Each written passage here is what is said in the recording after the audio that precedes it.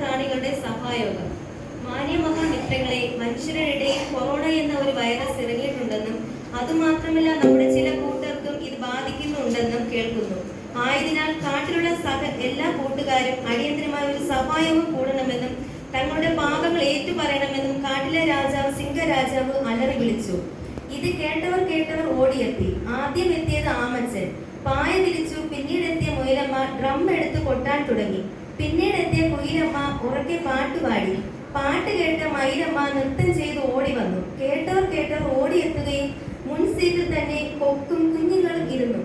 പിന്നീട് കോഴി, താറാവ്, കാണ്ടാമൃഗം, മാൻ, അണ്ണാൻ, ഒട്ടകം തുടങ്ങി കാട്ട് എല്ലാവരും ദൈവത്തെ പാടി സ്തുതിച്ചു. സഭാ മാസ്റ്റർ സിംഹരാജാവ് എഴുന്നേറ്റ് എല്ലാവരോടുമായി സാക്ഷ്യം പറയുവാൻ അവസരം കൊടുത്തു. ആദ്യം എഴുന്നേറ്റ് പ്രാവും കുടുംബവും സാക്ഷ്യം പറഞ്ഞു.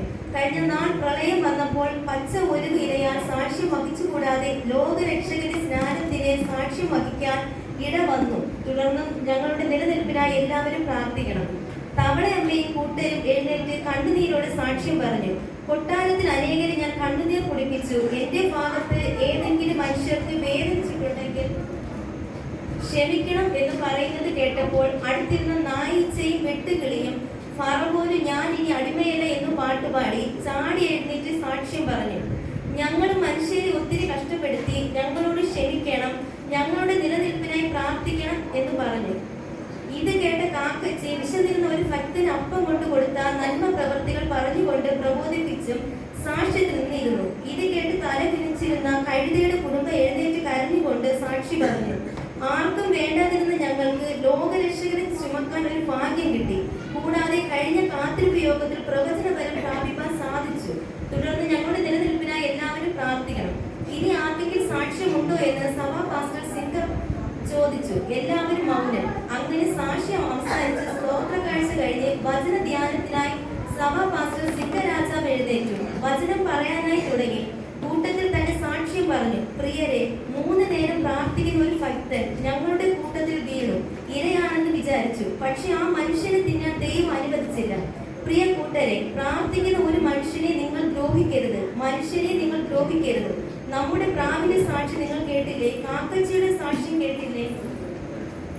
അതുപോലെ വേണം നാം. അനേകർക്ക് ആശ്വാസമായി തീരണമെന്ന് ഞാൻ പറഞ്ഞുകൊണ്ട് ഈ സാക്ഷ്യത്തിൽ നിന്നും വചനത്തിൽ നിന്നും ഇരുന്നു കൊള്ളുന്നു. അടുത്തതായി നിങ്ങൾ കൊണ്ടുവന്ന ഫലം ലേലം വിളിക്കുന്ന സമയം. സഭയിലെ സെക്രട്ടറി കൗശലക്കാരനായ പാമ്പ് മുൻപോട്ട് വന്ന് തത്തമ്മ കൊണ്ടുവന്ന പഴങ്ങൾ ആദ്യം ലേലം വിളിക്കാൻ കയ്യിലെടുത്തു. പഴങ്ങൾ കണ്ടപ്പോൾ പാമ്പിന്റെ ഹൃദയം പൊട്ടി. എല്ലാത്തിനും കാരണം പാമ്പായ ഞാൻ ഈ ഭൂമിയിൽ നിഷ്കളങ്കരായ 2 മനുഷ്യരെ വഞ്ചിച്ച് ഒരു പഴത്തിന്റെ പേരിൽ, അതുകൊണ്ടാണ് മനുഷ്യർ ഇന്നും തെറ്റ് ചെയ്യുന്നത്. എന്നോട് അവർ ക്ഷമിക്കുമോ അറിയില്ല. എങ്കിലും ഞാൻ പറയുവാണ്, എന്റെ അനുഭവം നാം ആരെയും വഞ്ചിക്കരുത്.